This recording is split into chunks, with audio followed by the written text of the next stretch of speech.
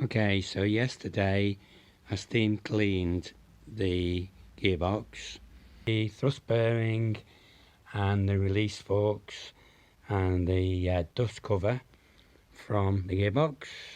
We've also removed the 12mm, so came out, bit of oil dribbled out, not a lot, so I've mopped that up. So here we go.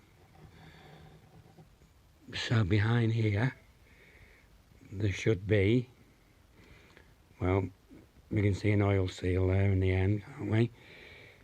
Gasket. The gasket coming out. Don't need to be too careful with this because it's not going to go back in. Okay, gasket coming out. One-handed, not easy. Stuck. Okay. Then in there should be a shim,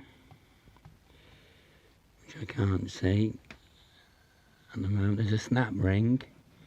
Maybe the shim is behind the snap ring. Need more light on. Okay, right, so if I can rock that shaft, you can see a circlip just there, but without the little lugs on it. Let me see the bottom one down there. If I can rock that and just see that going around. The conventional circlip with the two little holes in. So we've got that. And then we also have a circlip here. Just see the little slot there. Hope you can see it. And that slides around as well. So that must be some sort of big circlip in there. Now the shim I found was still stuck to the front end plate, and that would go against there, and that's the thickness of a feeler gauge at the moment. So I've been scrabbling around with this circlip for a little while, not managing to get a good grip on it, but I'll get that in the end. And I don't quite, I guess these as well would pop out, but okay, just after I turn off the video, this little fella popped off the bottom one quite nicely. Got in there with the circlip pliers and prized it off. Anyway, the one that was on here was more of a flat doofer without the holes in the end. So what I ended up by doing was I got a corner out, and then I got a piece of metal and then gradually went round, easing it all the way off. And then as it popped off, the actual centre spindle is chamfered. So once you got it past, maybe if I'd have sprised a bit more at the start, it may have popped off a bit easier, but that was a pain getting that off. So we still have the other one, wherever you are, around there somewhere. Just down there he is. I'm just going to go back and read the instructions on that one. See what. Okay, so what we're going to do today is we're going to remove the speedo. We're going to remove the cap of the top that I put on with a temporary seal. That's where the gear lever goes in. And this is the spring device that I guess moves it over to first and stops you going into reverse. So I've slackened all the nuts off.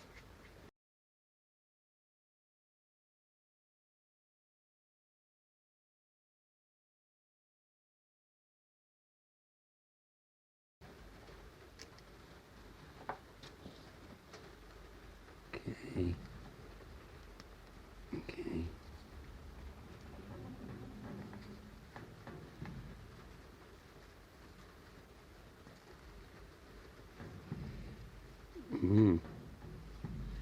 Gonna be a two-handed job. Okay, leave that for now. Okay, we'll take this off now then. I'm guessing there's a spring behind here. I can just see it. So This could go horribly wrong. All the bits could fall on the floor. But hey ho.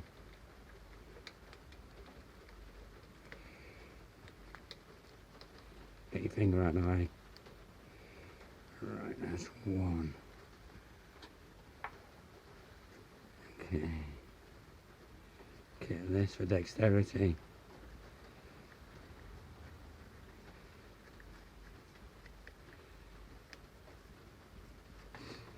Okay.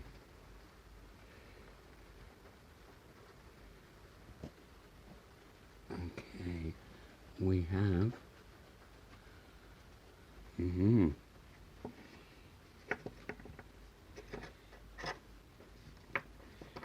we have a spring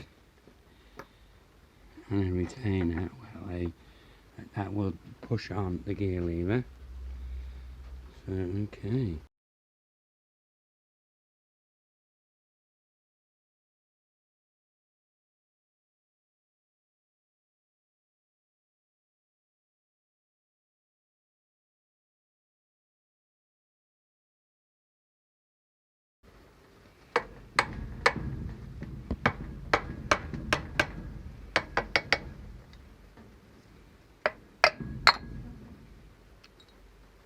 Ooh, bit of oil on the bottom there. Okay, carry on.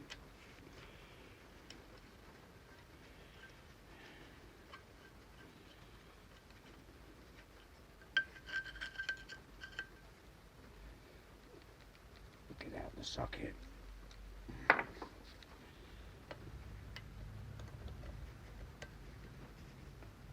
Ooh, ooh, got to slacken that one off.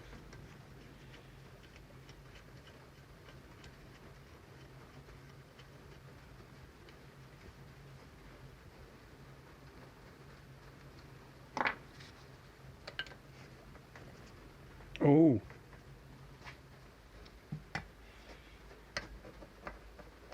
wrong socket.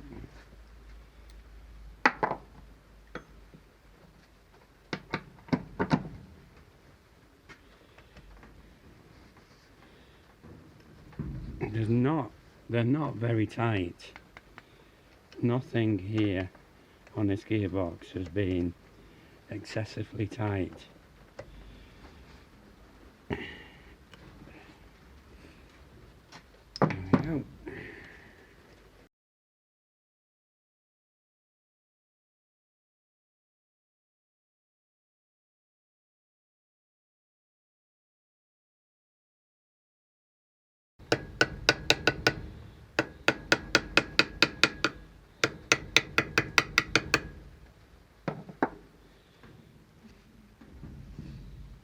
Come on, you can do it.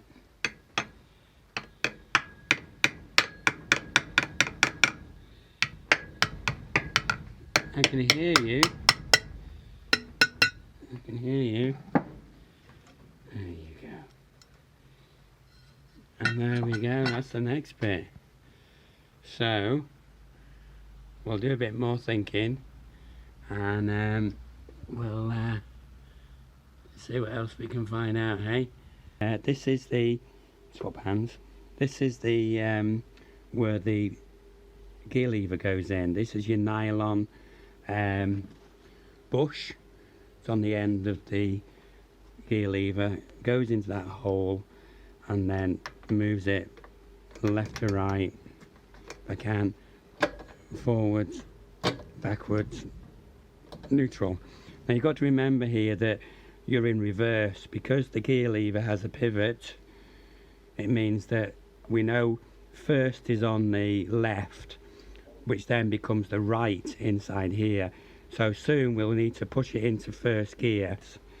Now if we can go inside here, we can look inside here and we can see, hopefully down the bottom, let's get a torch, right?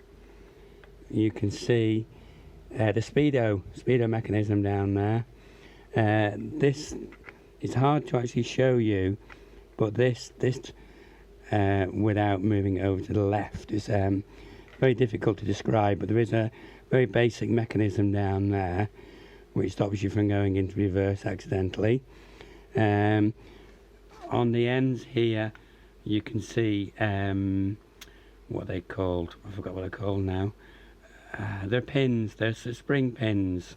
They open out, that needs knocking out, and one needs knocking out there as well, and that will then release that, which once we take out the bolts down there, this trumpet section should then pull off. We still need to get the speedo off, but I just thought I'd show you the speedo mechanism down there. I don't know whether you can see, but there is a bit of crud down the bottom, some little bits of, let's call it, filings, so not very nice. This section here is separate from the main gearbox, which is why on the Mark 1s and this 5-speed gearbox you do need to fill that up with oil. It doesn't really do a lot, it's only a backwards and forwards mechanism, so as long as you've got oil in there it's okay. Yeah, cool.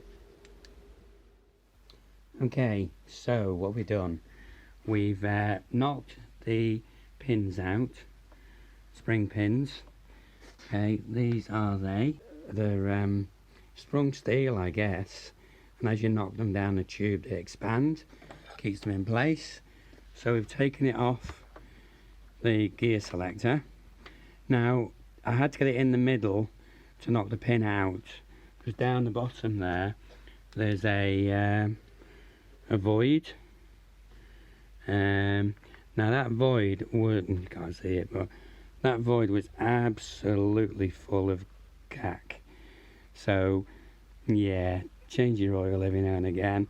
I guess it might be coming from the gear shifter itself as the grommet goes from the top. So anyway, that's loose.